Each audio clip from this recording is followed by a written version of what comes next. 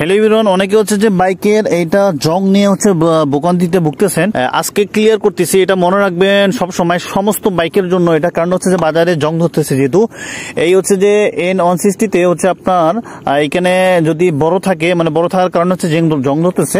এখানে আমরা সিম্পল একটা রাবার দিবেন, তারপর দেন হচ্ছে যে এই জায়গাটা সবসময় ক্লিন করবেন। দেখতে পাচ্ছেন আমার কি হিসাবে ক্লিন আছে, মানে অনেক সুন্দর ক্লিন আছে এবং হচ্ছে কোনো জং নাই। দেখতে পাচ্ছেন বলতে কি কোনো জং নাই, একটু সামান্য ধরছিল ফার্স্ট টাইম, তারপর থেকে কোনো জং বাড়ে নাই। আর তেলটা দেখতে পাচ্ছেন হচ্ছে তেলটা খুব ভালো মানের তেলটা নিবেন। এইটা হচ্ছে তেল, সবসময় একটু বেশি রাখার তেল চেষ্টা করবেন, না রাখলেও সমস্যা নাই। কিন্তু এইখান থেকে যদি কোনো পানি ভেতরে না যায়, কারণ কি বাইক যখন আমরা ওয়াশ করি তখন হচ্ছে যে এইখান থেকে পানিটা ভেতরে যায়। আমি একটু লাগিয়ে দিয়ে দেখাচ্ছি যে এই যে ফোকাটা আছে, মানে এই যে ফাটা দাগগুলো আছে, এখান থেকে পানি ভেতরে যায়। কিন্তু অন্যান্য বাইকের হচ্ছে যে এই ফোটাটা হচ্ছে যে অনেক ছোট, এটা বড় কারণে হচ্ছে যে ভেতরে পানি যায় যখন, তখন কি হয় এই রাবারের মধ্যে এখান থেকে চোয়া হচ্ছে আর এই রাবারের মধ্যে থাকে। আর পরবর্তীতে হচ্ছে যে রাবার থেকে আস্তে আস্তে যখন চলে যায় তখন এইখানে জংটা ধরে এই ভেতরে।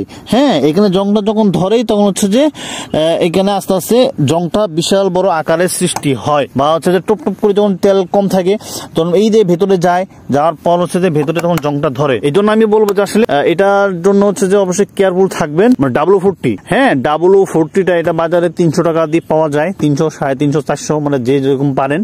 ভাড়াটা হচ্ছে 450 টাকার দাম।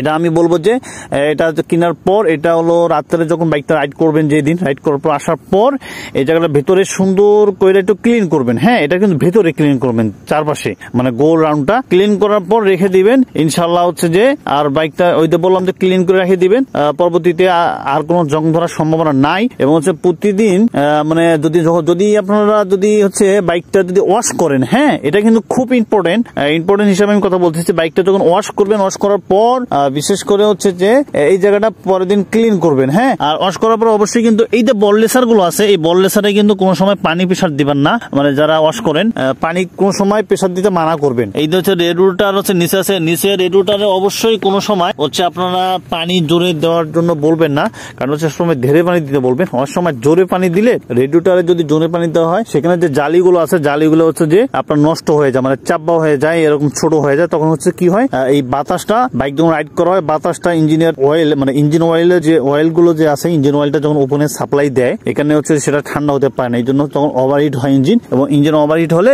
এই লেখাটা, ইঞ্জিন অয়েল কম থাকলে তো অবশ্যই এই লেখাটা আসবে। আর ব্যাটারি যদি লো থাকে, এটা তো অবশ্যই এখানে দেখাবে যে আমার ব্যাটারি লো আছে। আর এই যে ABS ফাংশন অবশ্যই। আর এতটুকু আমি আজকে শেয়ার করলাম। যদি ভিডিওটি কেউ না বোঝেন বা কোনো কিছু জানতে চান, অবশ্যই হ্যাঁ যদি কেউ না বোঝেন অবশ্যই আমাকে কমেন্ট করবেন, অবশ্যই আমি ওই বিষয়ে একটা ভিডিও বানাবো যদি বুঝতেছেন না।